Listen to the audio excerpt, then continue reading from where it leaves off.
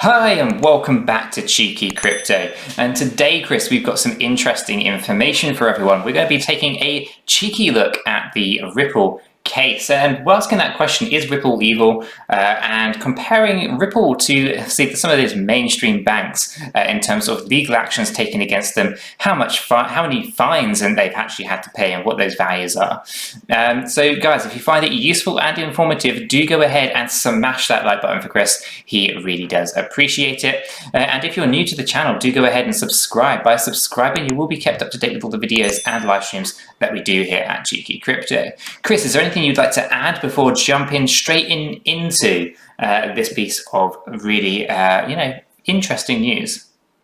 No, let's get straight into it, Nick. I love this project. Fantastic. Right, here we are. Right, so basically, there's an article here, obviously talking about the recent SEC lawsuit, but it's got a bit of a twist to it. So basically, the question is: true or false? Ripple is evil. What do you think? Let us know in the comments down below. But basically, this guy goes on and writes an interesting piece here. So he goes on to say, I know you're all sick of reading Ripple and SEC lawsuits, but bear with me, right? This article is going to be different. It's going to be what I call perspective piece. Okay, so it has nothing to do with crypto and everything to do with crypto all at once. I know, confusing, which is, a nice little intro if you want, but let's get into it, right? So sometimes when we're reading crypto news, it's easy to be overwhelmed, and especially when there is a lot of bad news circulating.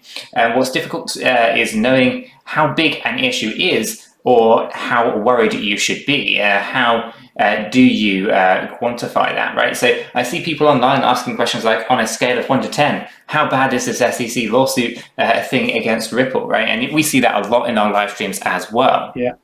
But ultimately, let's get into this, right? So I think we all need to accept that there is no answer to this. It's an unprecedented event in the cryptocurrency space. There is no definitive answer. I simply look for perspective to understand likely outcomes. For me, I am comfortable when I at least have an idea of what might happen. For example, you need to compare what's happening to what's already happened with similar candidates. So let's go through a quick exercise regarding Ripple and the SEC lawsuit to help bring some perspective to those who might be needing it, right? And we've seen some massive sell-off today after the Coinbase news. I think we've reached 17 cents at one point today. So really, a lot of fear going on. So let's get some perspective. So Ripple is is in the financial industry and needs to follow more or less the same rules as anyone else in that particular sector. So let's take a closer look at the banks and financial institutions. These are the people Ripple is targeting to use XRP as a project for cross-border payments. We have all assumed that dealing with such entities will bring legitimacy, professionalism, and unquestionably trust to the entire industry.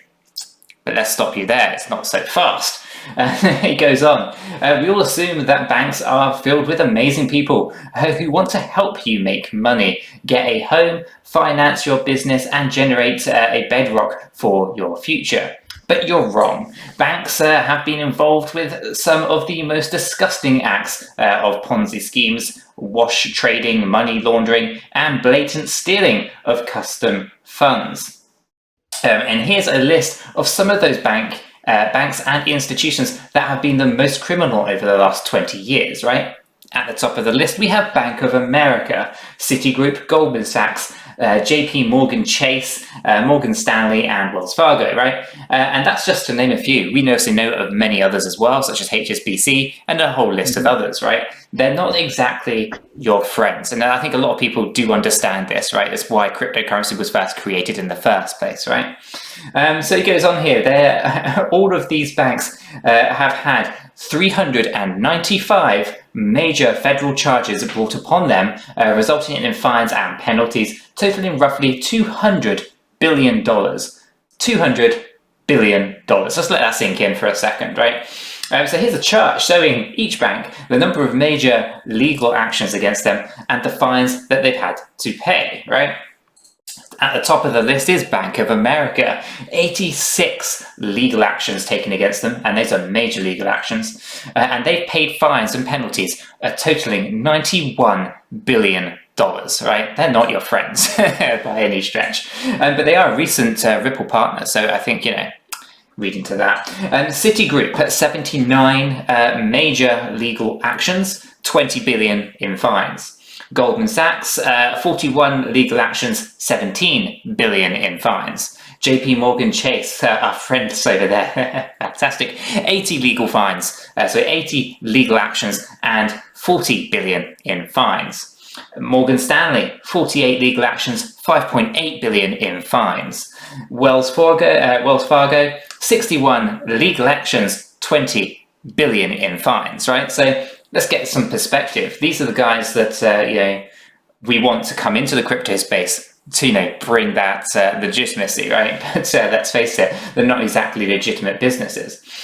So this is absolutely shocking and revolting. Honestly, if I had looked into any of these banks a few years ago, my uneducated option would have been, these seem great, I've heard of those names many times and they've been around a long time. And I think most people fall into that camp, right? But after practicing the DYOR, or do your own research, my perspective has totally changed on banks and their political powers.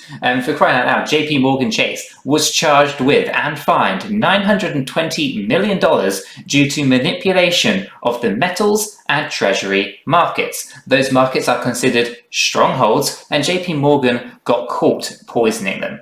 Bank of America got slammed with $91 billion in fines and fees for their mortgage fraud issues, right? So it's just absolutely disgusting. And these are the people that we are basically begging to join and legitimize our crypto market, right? Absolutely.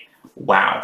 So some point of this was for perspective, right? So we look at these banks and institutions can blatantly do and get away with. I'm not saying that Ripple is getting away with anything, but compare what Ripple is doing and dealing with at the SEC with the data above, right? So Ripple's problems are microscopic in the big picture. Yes, right now SEC versus Ripple seems major, but in the long run it seems less significant as Ripple history unfolds before us. Ripple's $1.3 billion lawsuit will be, or is, chump change, right? And closer to jaywalking than the murderous tone people are trying to imply. So really an article here that's actually quite refreshing, because you are seeing, other industries that have had similar or worse issues than what Ripple is facing today, paying ridiculously high numbers in fines and penalties, and yet still seem to be trusted individuals and entities that are continuing to this day. I mean, how many people watching this video right now bank with 𝗕𝗓𝗪𝗓 Chase, for example, or Bank of America? Comment down below. Would you now consider changing bank, knowing that actually they are absolutely disgusting, revolting entities out there, right, that are manipulating and cheating their way to the top? Ripple, for whatever they've done or have been alleged to have done, is absolutely nothing in comparison to these guys. So really a bit of perspective, I feel, Chris. What's your thoughts on all of this? Yeah, it is refreshing to see. We've obviously talked of other sort of cases, haven't we? The likes with Elon Musk and Amazon, and these companies are doing very, very well today, like which some of these banks. So I think it's a huge overreaction in the market. I really do. I'm still invested. My position has actually improved since obviously everything that's happened. I did hold, and maybe that was silly of me in regards to not taking some profits, but you just don't know how it's going to change throughout time, right? One day you could be saying there's a case, the next day it could have been thrown out, and then I'm out of XRP. So I wasn't willing to take that risk. But I have been buying at the low point today, and I did tweet out that I've just purchased some more XRP. And the reason why I do that is I do believe in the project still. None of the fundamentals have changed.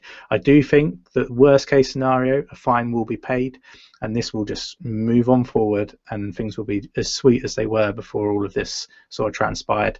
But there are things on Twitter at the moment, highlighting the fact that we were due to transition from retailer to institutional investor. So maybe that's the phase that we're going through, right? Before they reset the price of XRP. Who knows? Time will tell. Absolutely. So guys, if you found that this useful and informative, do definitely go ahead and smash that like button for Chris. He really appreciates it, as do I. And if you're new to the channel, do go ahead and subscribe. By subscribing, you will be kept up to date with all the videos and live streams that we do here at Cheeky Crypto. And with all that said, we hope you have a fantastic day, and we'll catch you all in the next one. Take care, everyone.